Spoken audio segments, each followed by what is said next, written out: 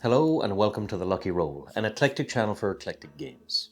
And today we're going to be reviewing Québec 1759, the 50th anniversary deluxe edition by Columbia Games, designed by Tom Dalglish, Lance Gutteridge and Steve Brewster.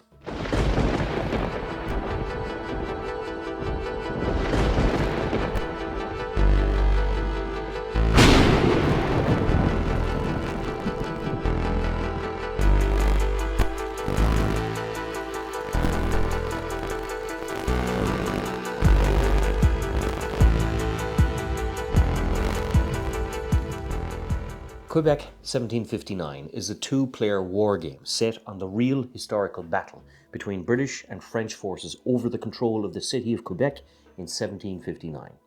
It uses the Columbia block system and is a surprisingly simple, fluid and very fun game that sets up in 5 minutes and plays in under an hour. This was the first time I had played a game using the Columbia block system, and it surprised me how fun, straightforward and effective it is. All military units are represented with a block that is facing towards the player who commands them. The unit strength is dictated by the info at the top of the piece, but that information is only available to the player who commands the unit. When it's revealed, in this example you can see that this unit is the 48 British Rifles and it has a full strength of 4. As it takes casualty, the block is rotated down to 3 and 2 and so on until the unit is removed. Until the moment of combat, all the opposing player sees is a block that has no information as to what the unit is or what strength it has that is moving towards them. So they have an idea of unit placement, but no idea of whether they're facing hardened regulars with a full complement or hastily assembled militias that only have a strength of 1. This system resembles the fog of war in most strategy games and is a surprisingly effective one in this board game. It's easy to grasp, easy to explain, and extremely versatile despite its simplicity. Battle itself is also simple yet effective. The game comes with 2 boards, the map of Quebec and the surrounding areas where you will see unit placement, and a separate battle board where the battles themselves take place.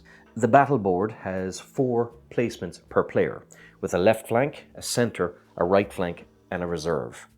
When units on the main battle map clash, the units are transported to the battle board and deployed to their positions, where players have free rein to assign their strong or weak units to the centre, left or right flanks accordingly. Once assigned, the units are revealed and the battle takes place. Unit deployment is important because if one of your positions collapses, the entire army is routed. So you can try and assign your units equally across the field and play it safe, or be sneaky and deliberately buff up one of your positions to the detriment of the others in the hope that you can collapse the opposing army in quick order. This, however, exposes your own weakness accordingly, so risky moves can go against you. The reserve position on the battle board is self-explanatory, where if a flank or centre position weakens, it can be reinforced. Combat is devastatingly effective, where for every unit strength, a player rolls 1 die. On a score of 6, they will strike an opposing unit. So a British regular unit at full strength, for example, would roll 4 dice, scoring hits on a 6. A Montreal militia unit opposing them, however, would only have a strength of 2, and thereby rolls only 2 dice, scoring hits on a 6. So whilst fortune always plays a role in dice chucking games, the odds are still stacked in the favour of quality regular military units over militia ones. There are additional rules at play, such as the defending army always striking first, and amphibious assaults such as the British invading from the sea or a river crossing, allowing the defending player to double their effective dice rolls on the amphibious assaulting unit, reflecting the difficulty, of course, troops would have in deploying from the water. The rout mechanic is also a very effective one, as a fleeing army is always subjected to another round of musket fire from the victorious units, so a defeated army can be devastatingly whittled down even further before escaping. As the French army are the defending one, they have an innate advantage in that most battles they will fight, they will usually fire first and from defensive amphibious positions, so they generally have double rolls. That, however, is negated by the sheer quality and quantity of British troops. Not only are the British troops the best units in the game, there are hordes of them. So the French player is fighting a desperate defensive action, hoping to inflict as much damage as possible on British forces in order to make the occupation of Quebec impossible at the end of the game. The game takes place over 16 rounds after setup. These are called campaign moves. On a campaign move, players secretly select one part of the board to issue orders to. Simultaneously, players then write their orders and reveal them, and the map units move accordingly. If player units clash, a battle happens.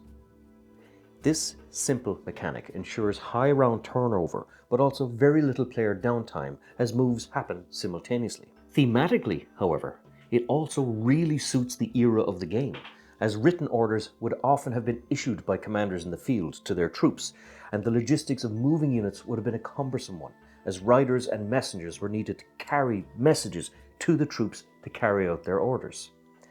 By the simple act of writing down my command and watching the troops react accordingly, not knowing if my maneuver was the correct one until both my troops and my opponent's troops had moved, was very immersive. I'm a very big fan of the Bernard Cornwell series of books about Richard Sharp. Richard Sharp was a British soldier who was promoted from the ranks and fought in the Peninsular War, more commonly known as the Napoleonic Wars. And I'd have a grim fascination about the type of warfare used at that time. Despite the events of the board game here taking place nearly 50 years before the Peninsular War, muskets were still the predominant weapon of choice at the time, and this game I felt really captured the feeling of warfare at the time. Even though muskets were range weapons, they were notorious for having poor accuracy, so the only way they could generally be used with any great effectiveness was to pack troops together into a firing line. So many muskets packed together, all aiming at the same thing, was bound to hit something despite their poor accuracy, so opposing armies would stand and face each other, firing volley after volley of musketry at each other until one side's numbers were sufficiently whittled down to the point that one army would rout and run. Speed was essential in this type of warfare, as regular soldiers could only fire on average 3 rounds a minute. Militia, 2 rounds a minute, with the British being world famous for being able to fire 4 rounds a minute due to them being one of the few armies who practiced regularly with live ammunition. Despite its poor accuracy, the musket became the infantry weapon of choice, as it was the one with the fastest reload speed. In battle, soldiers at the time would fire their volley and then have to reload as quickly as they can, watching their enemies, who in some cases were only 50 yards away, aim their muskets at them whilst they reloaded for a volley of their own. The Sharp books really convey this tension well, as soldiers desperately reloaded whilst knowing and hearing the opposing company commanders issue the orders, ready, aim, and bracing themselves when the order fire was given. Tony and I, when playing this game, had some similar great moments of tension on the battle boards. Having to roll a 6 in order to score a hit really reflected that. We had turns where we had dreadful rolls, and some turns where we had devastating ones, and the fate of the battle continuously stood on a knife edge as a result. I'd have a middling militia army that would make a devastatingly effective opening volley on Tony's British troops, for him to return fire nearly as effectively with his return volley, with his surviving troops devastating my militia, only then again for both our armies to miss nearly every shot over the next 2 rounds of volleys, with our flanks holding only by a thread, both of us desperately hoping to roll a 6 first in order to devastate the weakened positions of our opponents. This was musket warfare to a T, and this tension really felt reflected in the game, as we could only brace ourselves when it was our opponent's turn. The game ends if the British hold the Abraham Zone outside the city of Quebec at the end of the 16th campaign move. Before that does not count, and they must have a minimum of 20 combat value points amongst their surviving troops in order to hold it. The French win if the British fail this objective.